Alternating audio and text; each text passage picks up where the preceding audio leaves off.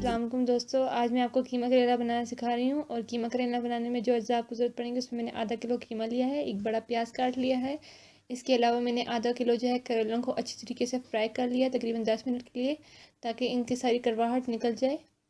इसके अलावा मैंने 3 से 4 जो टमाटर हैं वो ग्राइंड कर लिए हैं।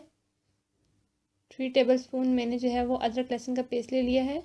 मसालों में मैंने जो है हाफ़ टी स्पून जो है मैंने नमक लिया है, 1 टेबल स्पून सुरख मिर्च लिए, हाफ़ टी स्पून हल्दी ली है, 1 टेबल स्पून गरम मसाला लिया है और हाफ़ टी स्पून ज़ीरा पाउडर लिया है। अब एक कढ़ाई में मैं 3 टेबल स्पून ऑयल ले रही हूँ, जिसके अंदर मैं प्याज को जो है वो अच्छी तरीके से फ्राई करूँगी। इसको मैं इतना फ्राई करूँगी कि ये जो प्याज है वो गोल्डन ब्राउन हो जाए।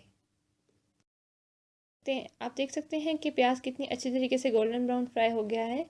तो अब इसमें हम अदरक लहसुन का पेस्ट डाल देंगे और इसे भी अच्छी तरीके से 2 मिनट के लिए फ्राई करेंगे।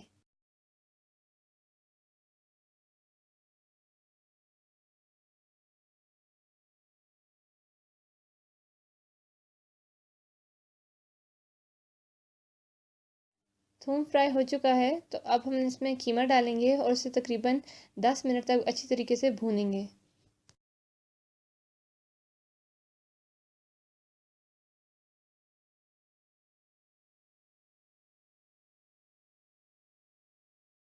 तकरीबन 10 से 15 मिनट तक मैंने कीमे को भूना है।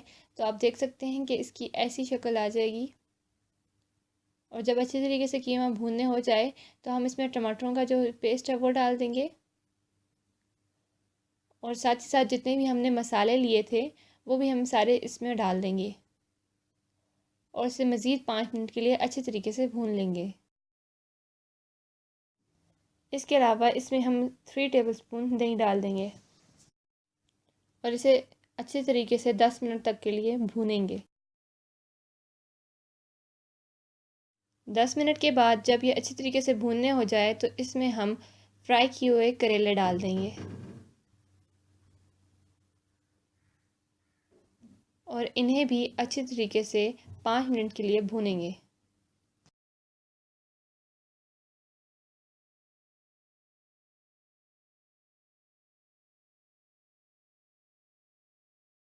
तकरीबन 10 मिनट तक मैंने करेलों को अच्छी तरीके से भून लिया है, तो अब ये बिल्कुल तैयार हो गए हैं।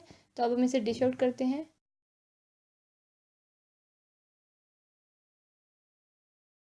मुझे उम्मीद है कि आपको मेरी ये डिश पसंद आई होगी। अगर आपको मेरी ये डिश पसंद आई है तो ज़रूर अपने दोस्तों के साथ भी शेयर कीजिए इसे, और साथ ही साथ मेरे चैनल को सब्सक्राइब कीजिए और इस वीडियो को लाइक करना मत भूलिएगा। खुदा हाफिज़।